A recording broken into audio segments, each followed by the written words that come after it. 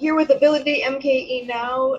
We are just preparing to go live with our recording for River West Radio, and it'll be just a moment. We will get started. So anyone who is watching, just bear with us for one moment here while we finish with our background pieces, and we are just about to get started. So with that,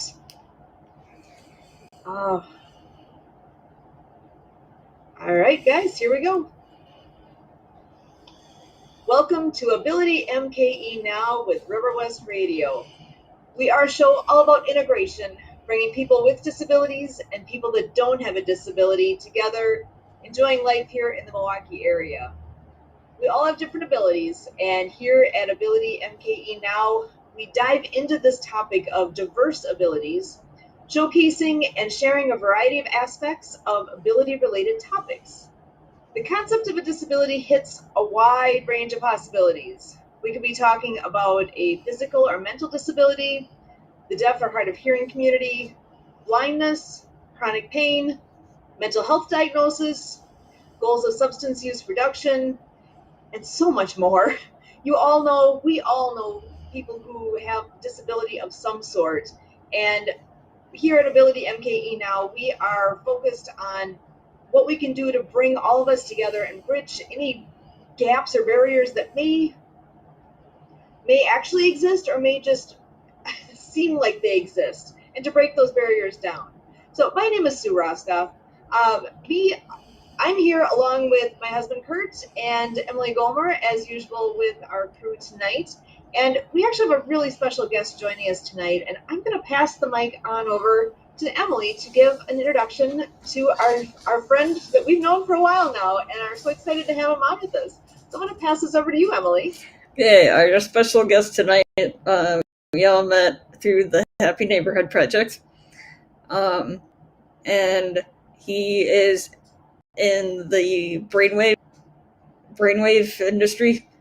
And one thing is that he created his position that he's in. So, Morry Zelcovitch. Do you have anything you want to add to my introduction?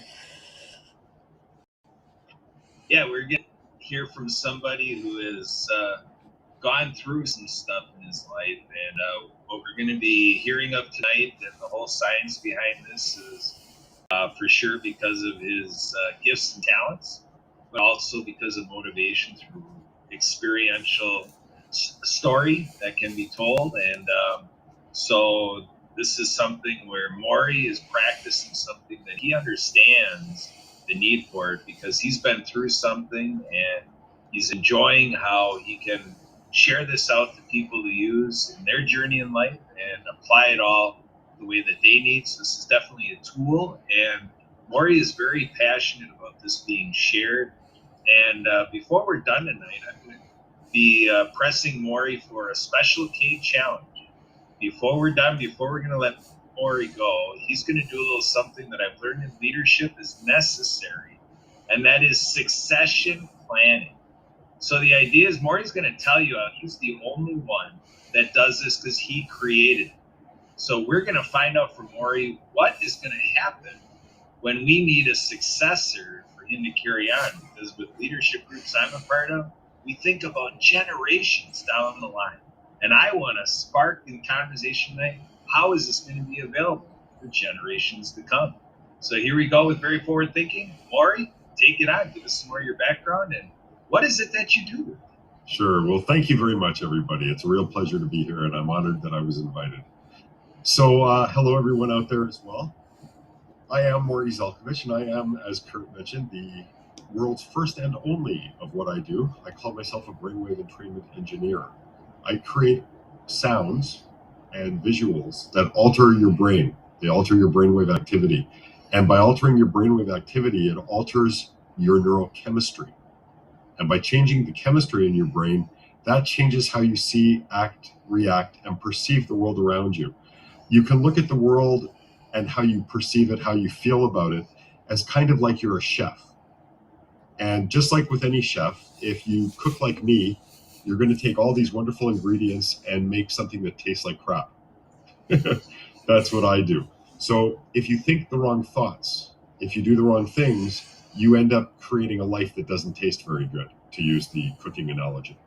However, if you think the right thoughts and you do the right things, then it's like creating a beautiful recipe that tastes wonderful, and your life then is a wonderful meal instead.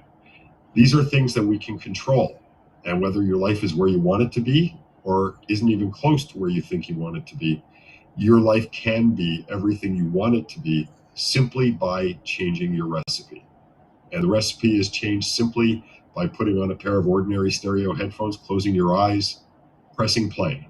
You can even fall asleep because of natural processes in the human mind and the human brain that occur as a result of listening and being exposed to the vibratory patterns that I create in my work.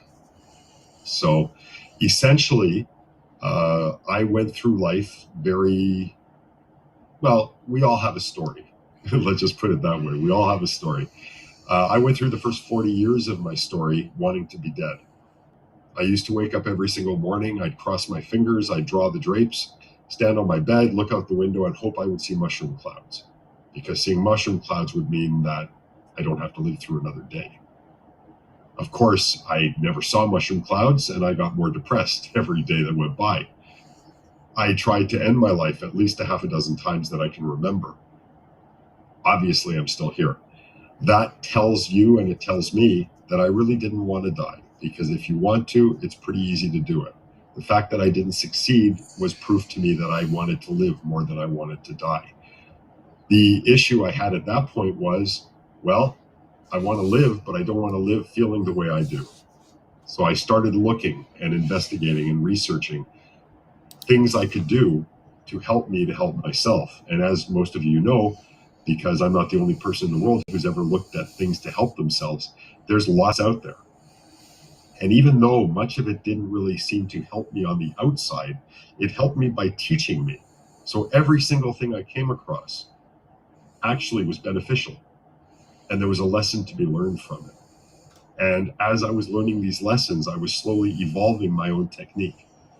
When I finally came across this thing called brainwave entrainment, which, by the way, I wish I could say I invented, but I didn't. But when I came across it, I was sure this was the key to bringing my life into the light. It turned out it wasn't.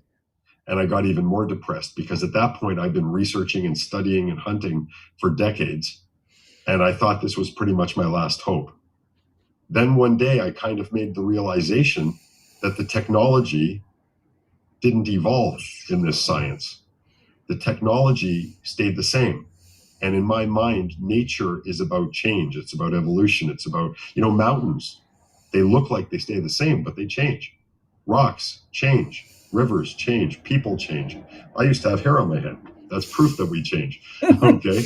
So what happened was it cued me in that maybe my point of feeling the way I feel is to have discovered this process and then evolve it and reimagine it, reinvent it, if you will. And that's what I've been doing for the last 40 years, studying, researching things like quantum physics, psychology, sociology, psychoanalytics, pretty much anything that you can think of that has to do with our perception of life, our perception of happiness, joy, anything like that, neurochemistry.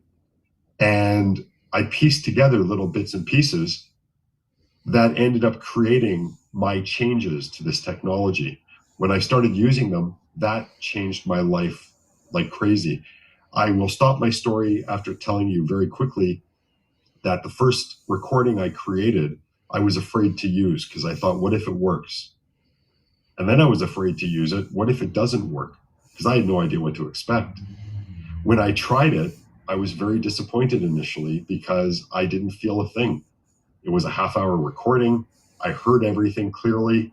I didn't feel any tingling or like anything was different or anything was changing until about 5 minutes after the session was over. Because at that point, and I didn't mention this before, but one of my symptoms for 40 years was hearing thousands of voices at the same time. So every waking hour, all I heard were thousands of voices. Like you're at a concert at intermission and everybody's talking at the same time. Well, 5 minutes after my first session, I started hearing the voices again. This was the very first time in my life where I didn't hear voices, and I didn't even notice that they weren't there. It was quite an exciting reveal and quite an interesting understanding that led me to just go crazy, literally inventing and reinventing the wheel, as it were. Until now, I have like 40 or 50 or 60 different technologies that I've developed that are all based on brainwave entrainment that help to change one's perception. They help to change one's attitudes. They change your chemistry, which again is what's responsible for how you feel. So in a rather large nutshell, that's what I'm about. That is amazing. So I love your story. It's a powerful one, and I'm really curious now. I know you've worked with lots of people over time now. Can you tell us about some success stories that you've had along the way? Well, most recently, my work has been recognized and used in the anti-Alzheimer's protocol called RECODE by Dr. Dale Bredesen, who wrote the New York Times bestselling book, The End of Alzheimer's. And it's used to help with sleep, with anxiety, with stress. I've been adding certain technologies that might prove helpful in reducing the amyloid protein as well, which builds up between the neurons and clogs the system in the brain. It's also used by the Brazilian military to help train their military police. I remember one story. It's interesting because we just did a promotion, and the funny thing about it is there's a testimonial in there from a family in the UK who have, I think at the time, one of their sons was 27 years old and autistic. And they commented that they've spent tens of thousands of dollars on all these expensive treatments. My system was nothing compared to that. But the interesting thing was that since their child has been, and child at 27, you're always a child, right? But since they've been listening, they did things like they start talking to their younger brother now, which they never did. The parents told me that they started crying one day because he came up to the father and asked him to read him a book. And he'd never done that before. So, I mean, ultimately, I think the change in me is the biggest change. But it's kind of hard to give a testimonial for your own stuff because people don't believe you because of the vested interest. But wanting to come from, being dead forever to wanting to live forever, that's quite a dramatic change as well. It is. It's amazing. And I'm so glad because I've only known you as such a positive, wonderful energy that I've been around you. So it's amazing to know to hear where you've come from and where you are now, and the changes that this is the change that it has been for you. Thank you. It's awesome. If I can just say one more thing, because you kind of cued something in my memory when you said that. I went through 40 years of my life misinterpreting my life. So why, what did I literally thought I was Hitler in a previous life, because how could I be getting punished and feeling as crappy as I feel?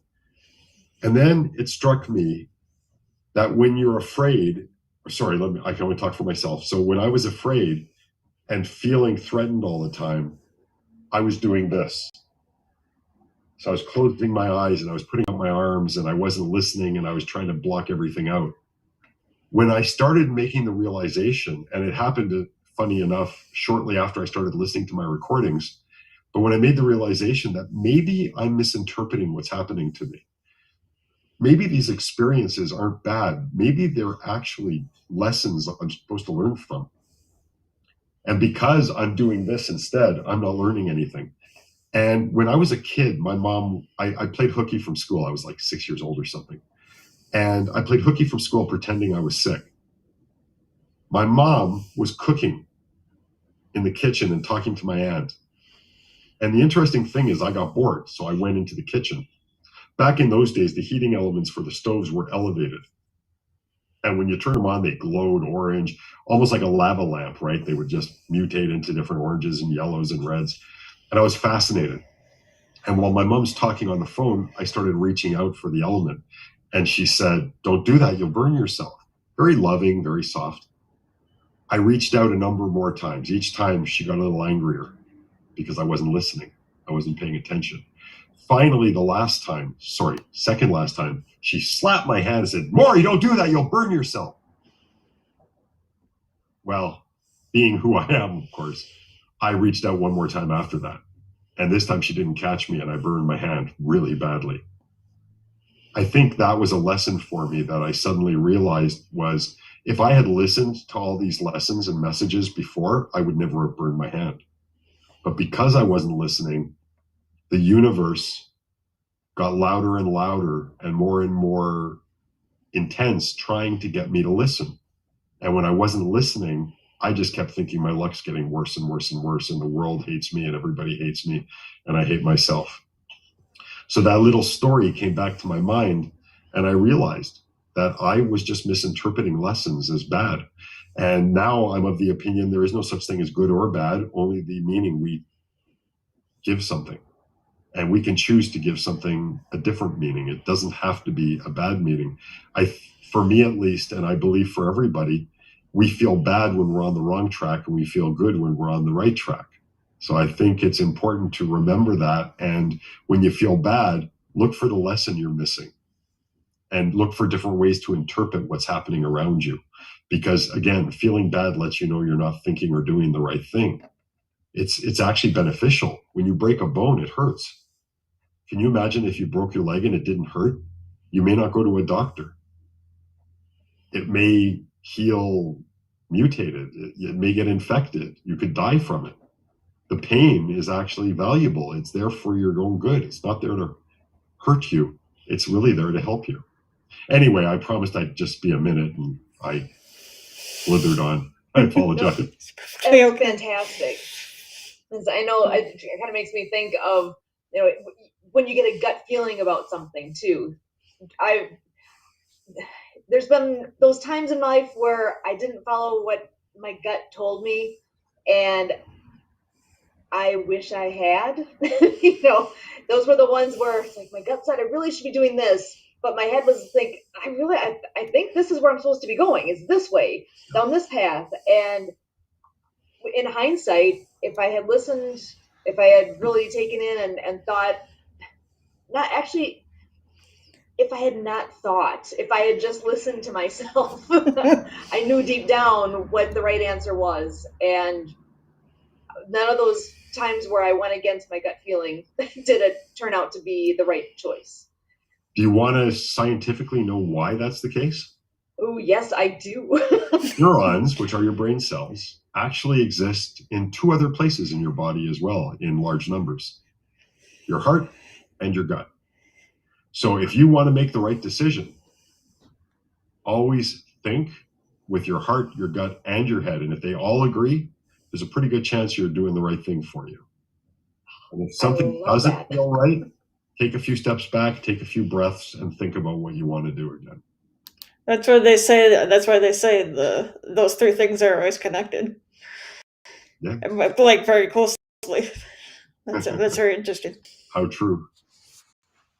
I love that, because I know you hear that even in movies, whatever. Really listen to your heart. What is it telling you? And to hear you put that explanation to it, it brings it together. I love that. That's perfect, because I come from a science background, so whenever you can talk in those terms, I'm like, I'm all in. I want to know more. So, have you had much interaction with folks that come to you with a disability and are specifically looking, and I know that's, again, really broad statement, right? Are there any specific stories that are where you've made, I know you shared one already, but I'm just curious if there's other possibilities here that I would love to hear more about. I find this really intriguing, and I'm feeling like a sponge right now, and I'd love to hear more. Okay, so my view isn't, like, the word disability doesn't make sense to me. What makes sense to me is more otherwise abled. I love that. I worked in the 1970s. Yes, I'm 110 years old. In the 1970s, I worked at, I think it was 76, when Canada had the first Olympics, our first Olympics. And near my city was at the time they called it the Olympics for the physically and mentally handicapped. And the government ran a program, and they call it otherwise abled, but they also said that the biggest disability anyone has is our opinion of them. Not their actual physical or mental issue that they may be dealing with. And when I went to work there for that 10-day period or 2-week period, however long it lasted for, I remember thinking to myself, how am I going to sleep at night? Because I'm going to feel so sad and so sorry for all these people. I ended up going to see a swimming competition because I used to be a swimmer. And the person who finished in last place, quite a bit behind everyone else, had one arm, a stump on the leg, and another stump on the other leg. I feel like crying just thinking of him now. Not because I feel bad for him, because I felt like so much less a person around him. When you have to deal with something, you actually have to. It's not like you imagine. You know, you can imagine what you would do if you were walking by a burning building and a mother was crying in the second floor, holding her child saying, please help us, please help us. You know, you can imagine that you're a hero and you're going to go in and save everybody. In reality, you might just walk by and pretend you don't see or hear anything. You just don't know what you're going to do. When you have no choice, that's a real superpower. I realized that it was indeed my opinion that was disabled, not any of these people. And okay, so that was just a side story. So yes, I have people of varying abilities, both mental and physical, who use my work. And the fact is that the people who tend to use it regularly and consistently with the right attitude tend to get the best results, whether they are shall we say, commonly abled or uncommonly able.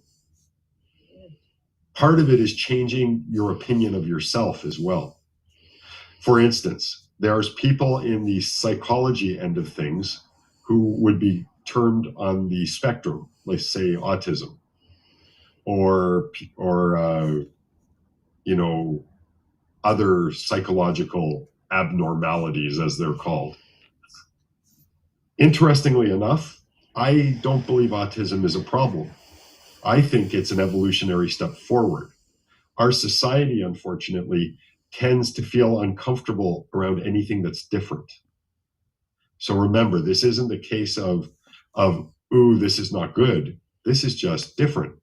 Quite frankly, if everybody killed people, then it would be normal to kill people. And if you didn't kill anyone, you would be abnormal.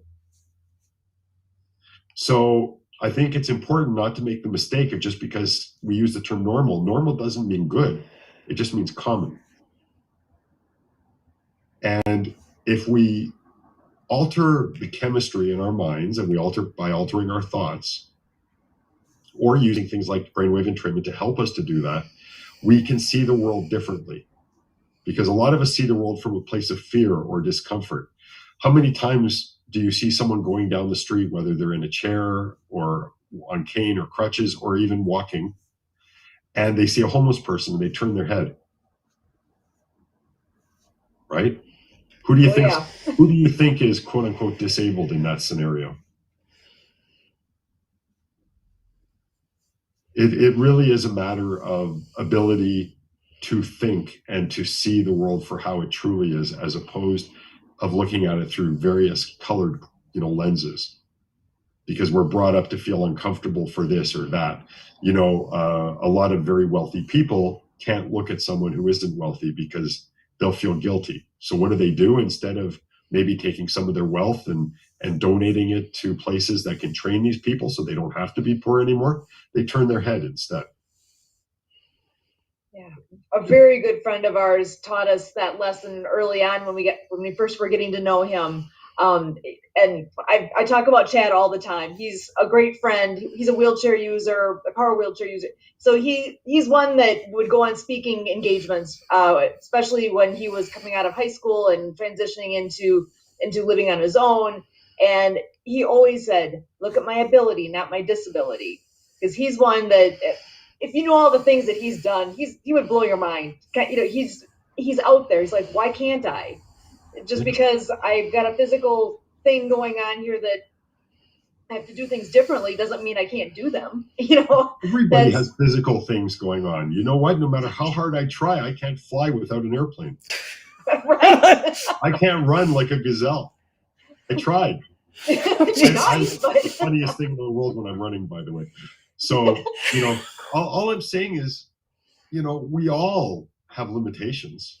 Right. And we all have areas that we excel in. And when I say all, I mean all.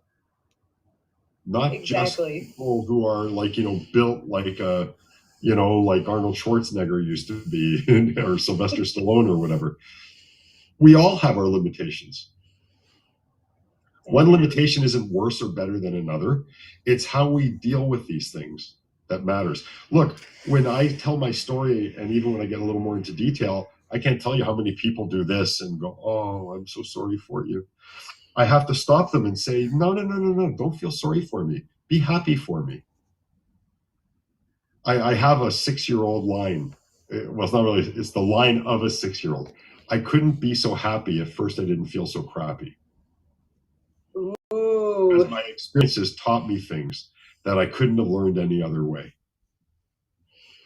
Yeah, it's all where we've been. That's part of why we love doing AbilityMKE Now, because we can't all experience all these things ourselves. But if we can learn from others and take in the lessons that because I wouldn't have been here doing this show even 10 years ago. I mean, this is something that there's an evolution that takes place to actually get to a point of, people need to think about these things. And just because I don't personally have to use a wheelchair on a daily basis doesn't mean I should ignore the part about, curb cutouts are an important thing, or being able to get into a business just because I'm walking. Why can't my friend who's in the wheelchair come in too? Well, we don't think about that all the time because it's not what we are personally having to deal with on a daily basis. So it makes a difference what our experience is. And if we can share that kind of experience and have those thoughts planted with people, it's amazing. That's our part of my mission here, is just to help people think outside the box, which is really just think outside yourself. What your experience has been. Put on there's another friend that does a lot of wheelchair sports, and he just calls those chairs it's a different pair of shoes. That's it. It's a piece of equipment. It's equipment like anything else. Imagine the kind of world we would have if all parents taught their kids not to look away. Oh, yeah. But not to treat them like they're special either. Just, you're a person like anybody else. Exactly. If that is a golden lesson right there. But that's the truth. There is no difference. It's all made up. It's all just painted in because, someone feels uncomfortable or someone needs to feel better than someone else. But if we start with the children, if we start really young, start from the day they're born, you don't look away. You sit and you talk to someone. And they're there and they see that. Don't be afraid. Don't think there's anything sad here. It's a person. If someone's in a Honda or if someone's in a Ferrari, you don't think one is more able than the other. Right. They're wearing different clothes, different shoes. Pair of shoes. What's different? That's different. Different does not mean good or bad. It literally is different. So, Morry, I cannot thank you enough for being here and sharing your experience with us. This has been wonderful. I've always enjoyed my time with you, and I'm so glad that we get to share you with the world here as well. And I appreciate the opportunity. Oh, you're so welcome. And on behalf of Emily and Kurt and me, Sue Roskopf, we thank you. Absolutely a pleasure to be here, and I'm honored to have been invited. Thank you. Awesome. It's been fantastic. So I'm going to go ahead and turn off our live stream here. So thank you, Facebook world. We're so glad you joined us as well.